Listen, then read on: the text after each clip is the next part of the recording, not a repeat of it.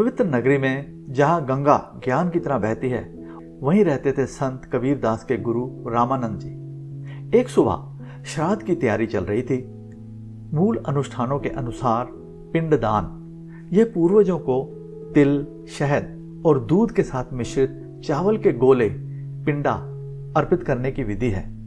तभी रामानंद ने कबीर को बुलाया, जाओ पुत्र, इस अनुष्ठान के लिए ताजा दूध लेकर आओ।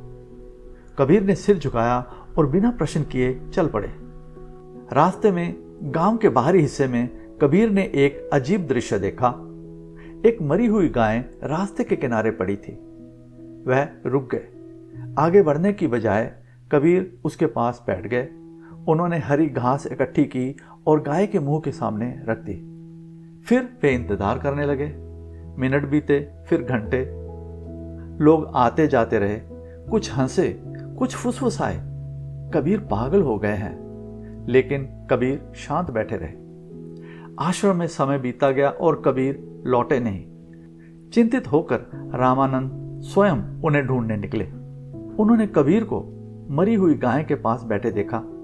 कबीर, तुम यहां क्या कर रहे हो और दूध कहां है? कबीर ने विनम्रता से हाथ जोड़कर उत्तर दिया, गुरुदेव, मुझे यह गाय मिली, इसलिए मैंने सोचा इससे दूध ले लूं। मैंने इसे घास दी है।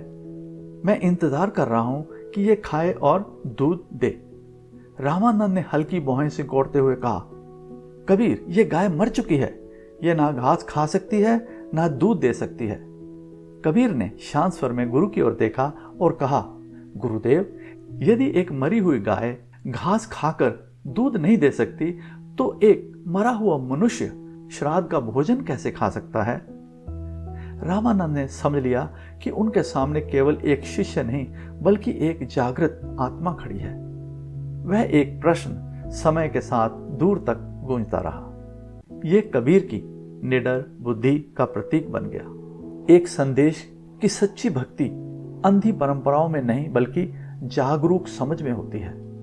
और इस तरह वह बालक जो एक मरी हुई गाय के पास बैठा था, एक जीवित परंपरा को जगा गया। क्या आपको यह कहानी पसंद आई?